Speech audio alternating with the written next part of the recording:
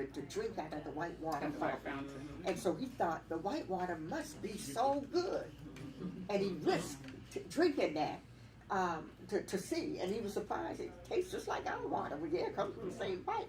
But he had been socialized to think that he was inferior. And the white little kids were socialized to think they were superior. Right? And so that's what racial socialization is. And we see it even now, particularly now, with so many African American men being killed at the hands of police officers. And we see that same type of abuse and being made to feel dehumanized and like our lives don't matter. It's not called slavery. And disrespect. I mean, Yeah, I was and listening to disrespect. Michelle Obama, We the were talking- president's wife, the Yes. first lady. First And lady. how dare they refer to her as Obama's baby mama? Mm-hmm. Such disrespect. Would they have done that to Bush's wife or Reagan's wife? And if we had said that about them, you would have heard the outcry and the outrage and all the noise going on the TV that some black person called Bush's wife Bush's baby mama or so. But they felt fine to go on national TV and make a comment like that about the first lady. So disrespectful. We know that a baby mama is reserved for a woman that's not married to the husband. And that's our slang for it. But they're going to use it to somebody that's married and has the highest position in their country. And the sad thing is that they can justify it because they hear us dissing one another. Absolutely. One thing I've always said, and I do believe this, you might not agree with me, and I don't believe in Dr. Seuss because I don't think he really had children. But I do believe in a home where there is a husband and a wife, a husband and a wife. That means a girl, a woman, a wife, a mother, and not leaving the stages. Even in the church, wherever we go, we always miss a stage. We leave from being a teenager to being a mother, which we were never wired to know how to be a mother, to how to be a wife. If you don't know how to be a wife, it's going to hard for you to be a good mother. It is very hard. When your husband's not treating you good, it can be very difficult for you to be a good mother. And this is just a saying I have, and I know a lot of sexist people say that this, without a head, a body is dead. The Word of God said that the man is the head of the household. We don't have a lot of heads in our homes. Yes, we have good single parents, and there have been a lot of good women. I'm not saying we can't raise children well, but you have two different seeds. You can't grow anything. You can't grow anything without a female seed and a male seed. Once they come together, they produce children. And I'm gonna interject right there where Kim is at, right there, because if you go back to slavery, the man was stripped from the woman. He was stripped away from the family. So, I mean, if in that content, in that content, the woman was left alone. Sometimes she had to nurse the white babies at the detriment of her own baby. Okay, but the black man was not there.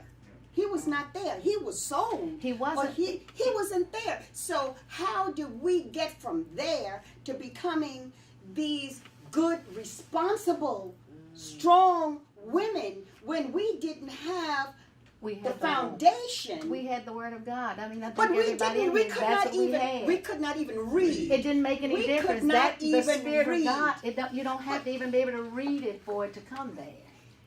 You don't. It's a spirit. We're a spirit, soul, and body. But that's There's the no way in the world we could have come out of slavery and did not have what we needed. But then when I say this, let me say this.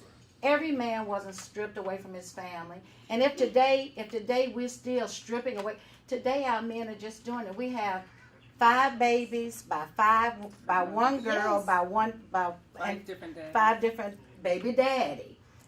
This didn't happen in the 60s. When I grew up in the 60s, if she got pregnant, your mama say, don't play with her no more, baby. She know a little bit too much. You don't know that. And you need to watch yourself. Now we make it seem like, Miss Kim, why are you giving the girls baby showers at 15?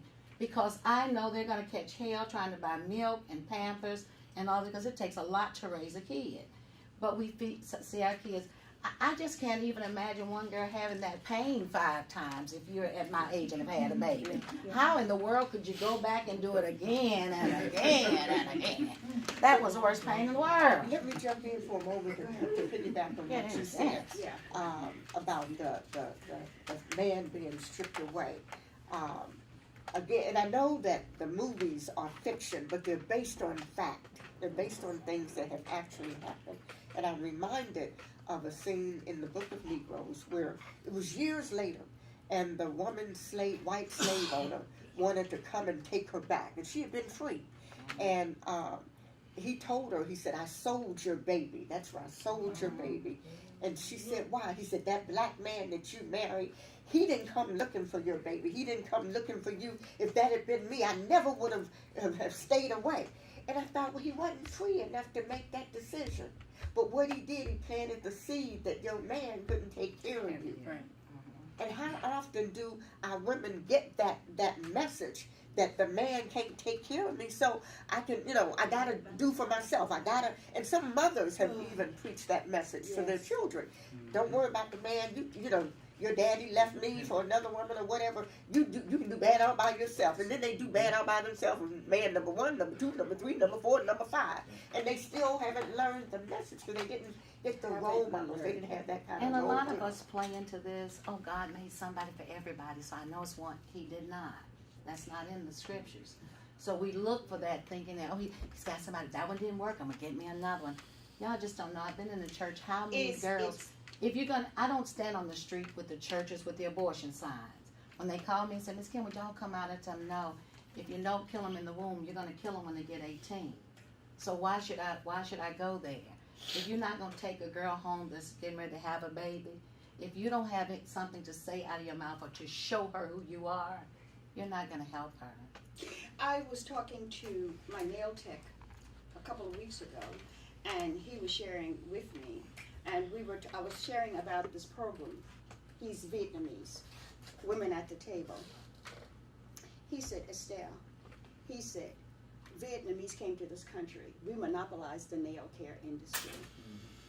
He says Chinese monopolized the food industry, quick, fast food Chinese. That kind of food.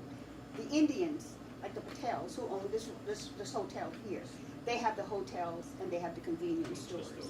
They have the convenience stores. Service stations. What do blacks call their own? And today, it was Jordans, only today, the thought came to me, because I could not answer him except to say little car washes and barbershops. That's what we have sprinkling of blacks everywhere. Dr. Dandy is different. We have sprinkling of blacks in a lot of different places. But today it occurred to me, an image of the Herald and the Tribune. When you open it up, you see black ministers and heads of churches, 2 pages full. We have got more churches per capita. I'm not impressed. Wait a minute, I'm not finished. We've got more churches, and we own that industry. But yet, the messages are still out there. We are being taught about Christ. We are being taught about fornication. We are being taught about that. And we are being taught about so many things. But it's so many other things that supersede those Sunday morning messages. Yes. There are so many things that supersede that because it's so deep rooted. It's ingrained in our psyche. You can't get it out. Men are beat down. Black men are beat down. We say it among ourselves. Oh, we said it the other day, right? We were talking. How many good black men do you know? I says, I know 3. I got 3 sons that are 3 good black men. Very rarely do we come into a conversation and we can say, I know a good black man. If we ask today among ourselves, how many strong black marriages that you know of?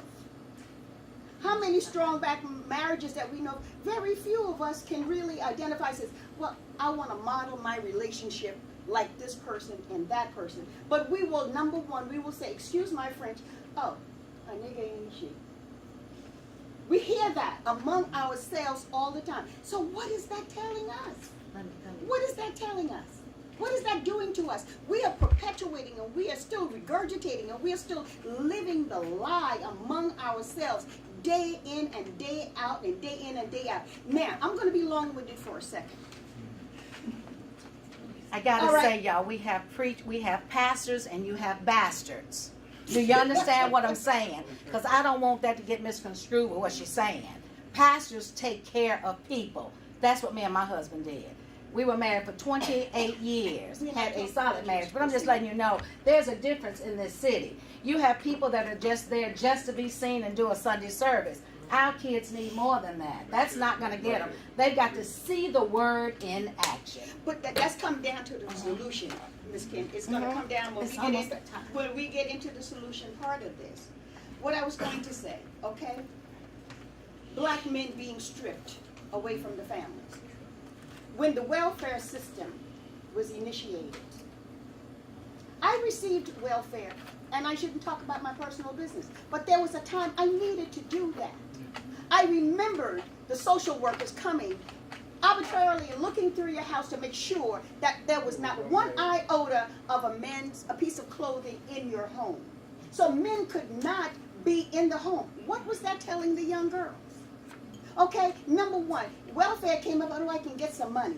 Black men's poverty, it was always rampant among African Americans. It's still today. It's still today. In Baltimore the other day, the unemployment rate, they said, is almost 50% among African Americans. So that's the number one breakdown of the families. But when welfare came about, let's go back there, when welfare came about, and let's say this black man, we moved beyond the industrial area and farming area and all of that, jobs were going overseas and the whole 9 yards. If a black man respected and wanted a home for his family, he took his clothes elsewhere just so she could get that welfare check, because there were no other way. That was another way of pushing the black male out of the home. Then we came up, they came with the Vietnam War, which Muhammad Ali did not go. Why should I fight for this country and can't come back home?